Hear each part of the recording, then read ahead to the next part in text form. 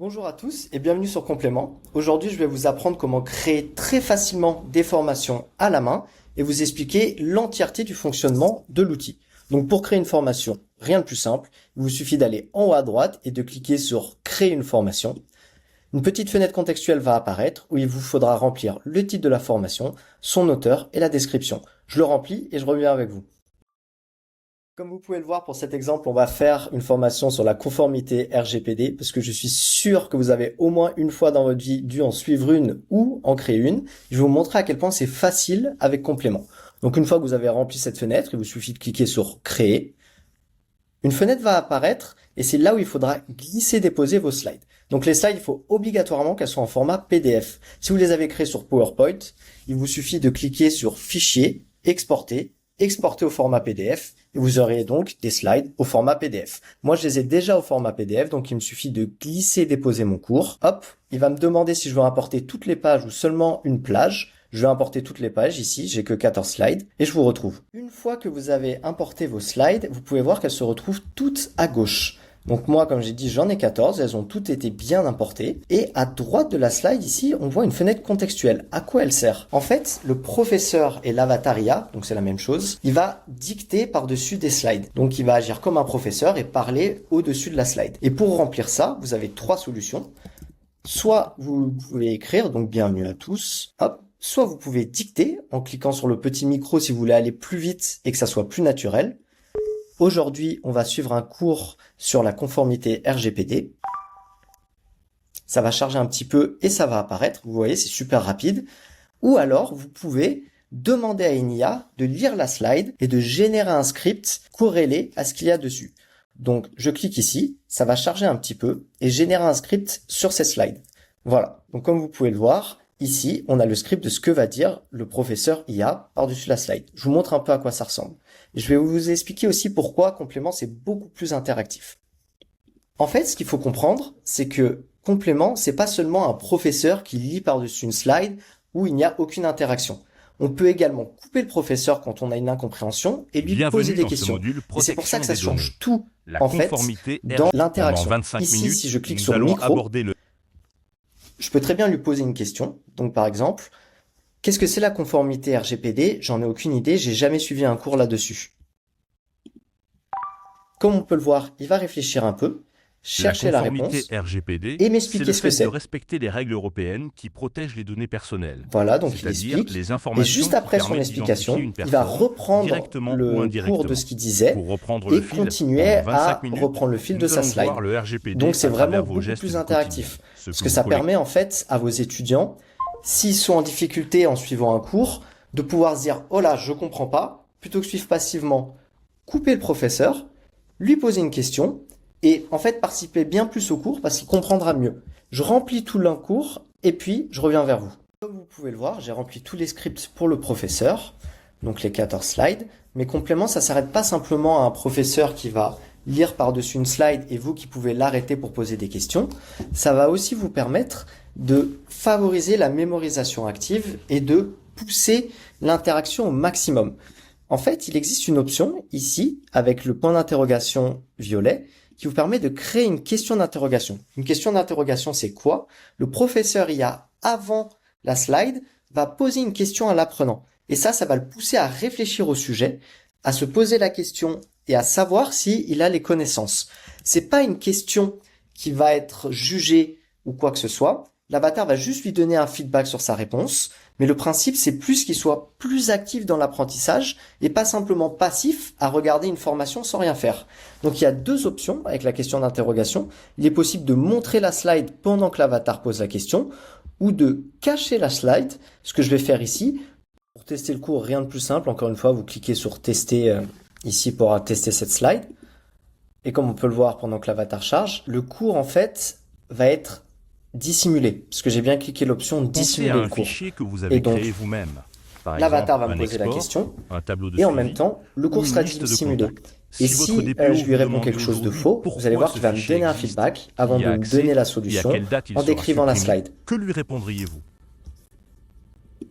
Moi, je lui répondrais franchement qu'on s'en fout.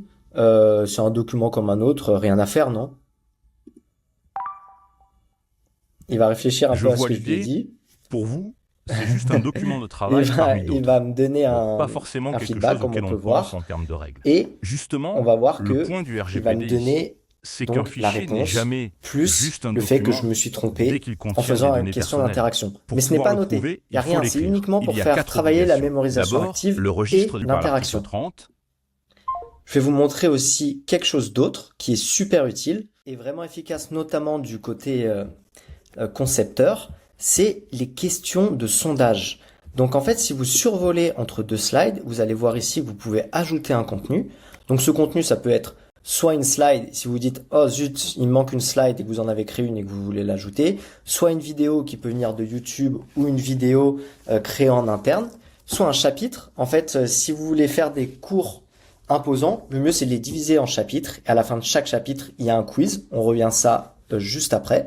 Un PDF, si vous voulez que les personnes puissent avoir accès à un document et le lire. Ou alors, ce dont on va parler là, une question de sondage. Et en fait, une question de sondage, donc je vais copier-coller une question de sondage basique, c'est quelque chose où les apprenants vont y répondre et vous pourrez voir leurs réponses. Et ça, en fait, c'est une mine d'or parce que ça vous permet d'avoir plein de données. Donc, savoir si ils ont bien compris le cours, savoir si la formation a été efficace. Vous pouvez leur demander, par exemple, qu'est-ce qu'ils amélioreraient sur la formation. Et tout ça, pour vous, quand vous allez améliorer votre formation, ça sera vraiment une mine d'or pour pouvoir savoir ah oui, effectivement, là, il y a eu un souci parce qu'on me dit souvent que la slide 12 n'est pas du tout claire et qu'on comprend pas, que peut-être je vois à la fin que personne ne sait qui contacter en cas de doute sur une donnée, donc il faut peut-être préciser ça plus. Donc voilà, ça c'est vraiment utile en fait sur le coup d'après pour pouvoir améliorer votre formation. On va maintenant passer à la partie finale de la création d'un cours et c'est le quiz. En fait, pour valider une formation, c'est simple, il faut toujours un quiz à la fin. Et ce quiz, par contre, il est validé ou pas validé. C'est-à-dire que si la personne ne valide pas le quiz, il faut qu'elle repasse la formation. Et comme on le sait, c'est essentiel. Mais contrairement au fichier SCORM ou d'autres logiciels, ici, c'est encore une fois bien plus interactif. Et ça fait vraiment participer l'apprenant. Parce que comme vous pouvez le voir, c'est possible d'avoir des questions ouvertes. Et les questions ouvertes, elles fonctionnent très simplement. Vous allez poser une question et donner la réponse attendue. Et l'avatar va être capable de savoir si l'apprenant a donné suffisamment d'éléments de réponse pour correspondre à la réponse attendue et si effectivement il peut valider la question. Donc imaginons que je remplisse ça avec une question à poser comme ça et que je remplisse une réponse attendue.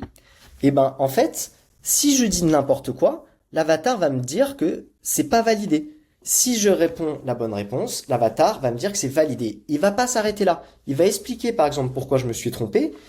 Il va me donner un feedback sur ma réponse et enfin me donner le bon résultat. Et ça change absolument tout parce qu'on fait pas juste une question en se disant bon bah j'ai pas compris ce qui se passe, pourquoi l'avatar m'a dit que c'est faux, pourquoi non. En fait, il va vous donner un feedback sur votre explication et puis vous donner la bonne réponse. Et ça, vraiment, pour retenir, ça change vraiment tout. Ça participe à la mémorisation active encore une fois. Je vais tester cette question en cliquant une nouvelle fois sur le bouton test. Et je vais vous montrer en donnant une réponse où c'est du complètement n'importe quoi, à quel point ça change tout d'avoir un feedback. On démarre le quiz du chapitre 1 sur la conformité RGPD. Donc voilà, là il me pose la Question question. 1. Un collègue vous demande d'exporter la liste complète de vos clients avec leurs coordonnées pour tester un nouvel outil. Quelle vérification faites-vous avant d'envoyer ce fichier? Bah je fais aucune vérification, on s'en fout un peu, non? Franchement... Donc là, il va Je ne réfléchir peux à ma pas valider réponse, cette réponse. et voilà. Il va dire qu'il peut Dire pas qu'on ne fait valider, aucune parce que ça correspond vérification pas est incorrect. à la RGPD, réponse qu'il a on ne attendue peut et pas que j'ai pas envoyer un donné assez fichier client d'éléments. complet sans contrôle Et là, il préalable. va me donner un Il fallait au résultat, minimum m'expliquer vérifier pourquoi je pourquoi me ce suis test est trompé. nécessaire et sur Donc quelle voilà. base il repose, limiter les données au... Mais là où l'avatar IA a vraiment un avantage, c'est qu'il est possible de créer des questions de QCM, mais pas des questions de QCM basiques. Donc pour créer une question de QCM, il est très simple, il y a une question à poser. Donc voilà, je peux poser la question, il y a donc les bonnes réponses. Moi, je vais en ajouter 4, vous pouvez aller jusqu'à 6. Et une fois que vous avez rempli ça, vous allez voir. Donc voilà, j'ai rempli les 4 questions potentielles. Et donc, si je sélectionne que la bonne réponse, ça va être la B, il est évidemment possible de faire plusieurs bonnes réponses, donc par exemple B et C, mais ici, ça sera uniquement la B.